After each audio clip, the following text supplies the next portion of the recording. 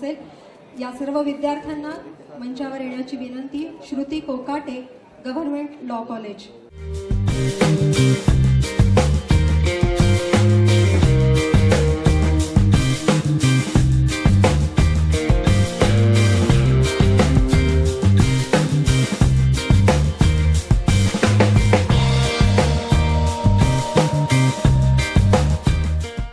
Shraddha Salunkhe, KC college of engineering.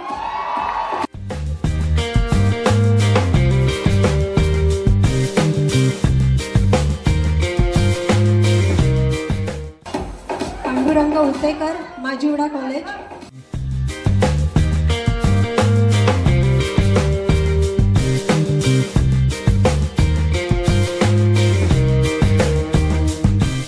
Padmaja Narkar, KC college of engineering.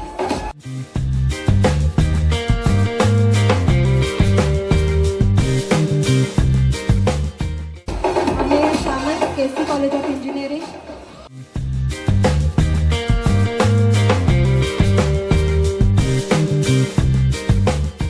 Viral Shah, KC college of engineering.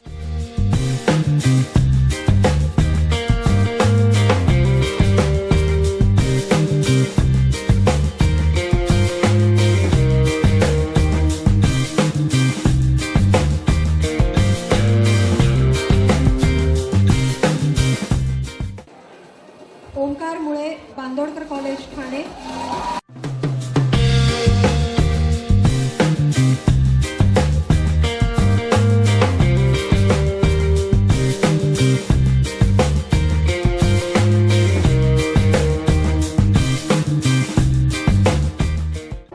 अमिताभजींना जी भेट या मुलाने दिली आहे, हा एक आरसा आहे आणि त्याच्या खालच्या बाजूला उलट्या बाजूने लिहिलेली अक्षर आहेत. मधुशाला या कवितेची 2 कडवी.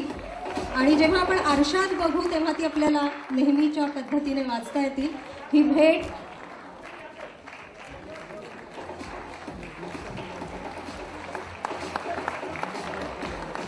मधुशाला या डॉक्टर हरिवंशराय बच्चन यांच्या कवितेतली 2 कडवी त्याने लिहिलेली आहे.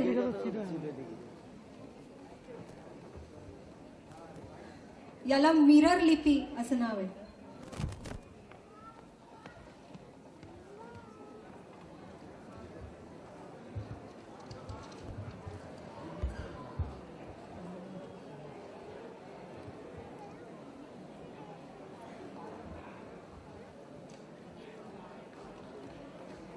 धन्यवाद. आता उल्लेख झाला मधुशालाचे कवी आणि अमिताभजींचे वडील डॉक्टर हरिवंशराय बच्चन यांचा. आज 2 महाकवींचा उल्लेख इथे होतो आहे, डॉक्टर हरिवंशराय बच्चन आणि कुसुमाग्रज. आणि या दोघांमध्ये साम्य आहे. एक कवी आहे गंगेच्या तीरावरचा आणि एक गोदावरीच्या तीरावरचा. खऱ्या अर्थाने ही दोन्ही तीर्थक्षेत्र, पण या कवींच्या निमित्ताने ही तीर्थक्षेत्र नुसती धार्मिक राहिली नाहीत, तर ही सांस्कृतिक आणि साहित्यिकही झाली. आणि या साहित्य वारीतला त्यांचाच पुढचा वारसदार आज आपल्या सोबत आहे. श्रीमान अमिताभ जी, आपने सिर्फ हमारा मनोरंजन ही नहीं किया, आपने स्वयं एक उदाहरण बनकर हमें जीना भी सिखाया है. जो कविताएं आपके पूज्य पिताश्री डॉक्टर हरिवंशराय बच्चन जी ने लिखी, वह कविताएं आपने खुद जी कर दिखाई है. चाहे वो अग्निपथ हो या लहरों से डरकर नौका पार नहीं होती, कोशिश करने वालों की कभी हार नहीं होती.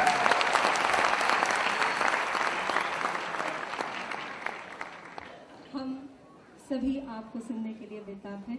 आपसे विनती है कि आप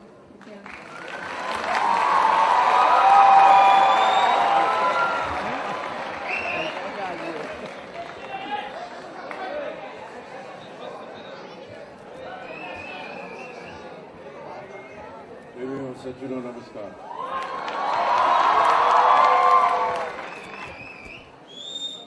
विश्व मराठी दिवस के अवसर पर मैं आप सब लोगों को बधाई शुभकामनाएं देता हूं, हाथ जोड़कर अभिनंदन करता हूं. और डॉक्टर शेट्टी से मैं क्षमा प्रार्थी हूं. मी मराठी शिकत आहे अभी पूरी तरह से मैं नहीं सीख पाया हूँ, लेकिन जब तक सीखूंगा नहीं तब तक उस भाषा में अपना प्रवचन या वाचन नहीं करना चाहूँगा।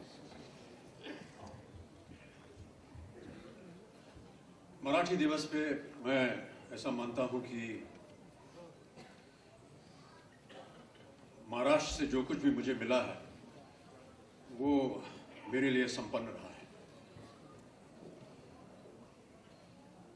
नाम, ख्याति जो कुछ भी मिली, इस लायक बना कि आज मैं आपके सामने खड़ा हो सकूं, ये सब मुझे महाराष्ट्र से मिला।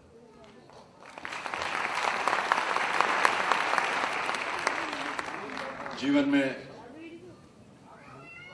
46 वर्ष हो गए महाराष्ट्र में। जो पहला अपना घर बनाया वो महाराष्ट्र में बनाया। जो पहली गाड़ी ली अपने पैसे से वो यहाँ महाराष्ट्र से। पत्नी, ब्याह, बच्चे, नाती पोते सब यहाँ महाराष्ट्र में। मैं अपना आभार प्रकट करता हूँ इस भूमि को, महाराष्ट्र भूमि को, कि इतनी उपलब्धियां मुझे उन्होंने जीवन में दी है। नमस्कार करता हूँ मैं और अभिनंदन करता हूँ।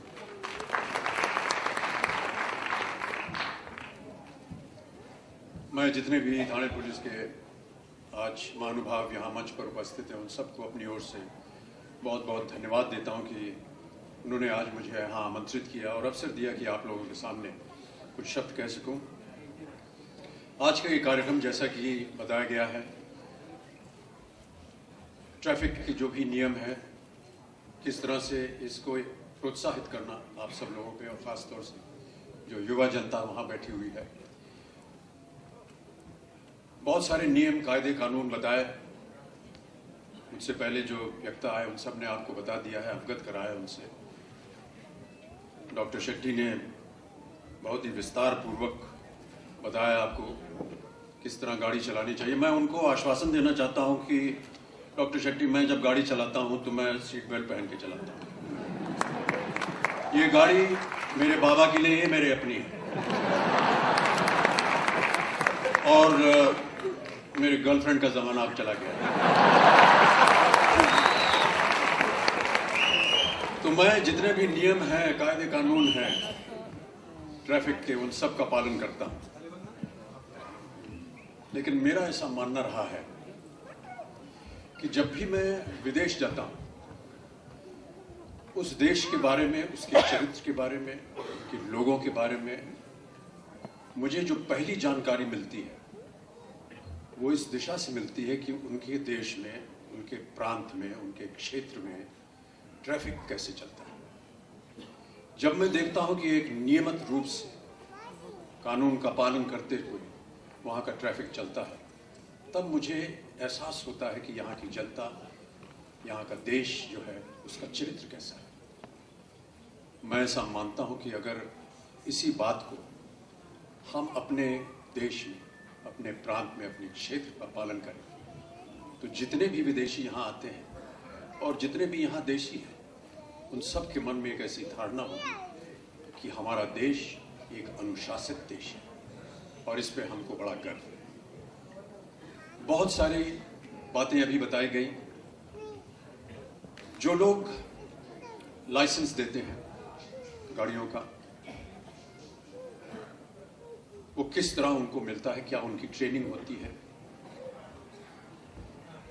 कितना उनका अनुमान लगाया जाता है कि वो सही ढंग से गाड़ी चला रहे हैं कि नहीं, जितने भी नियम हैं वो उनको पता है कि नहीं। मैं अमेरिका, न्यूयॉर्क में कुछ महीने रहा और मुझे लगा कि मुझे यहाँ गाड़ी चलानी चाहिए।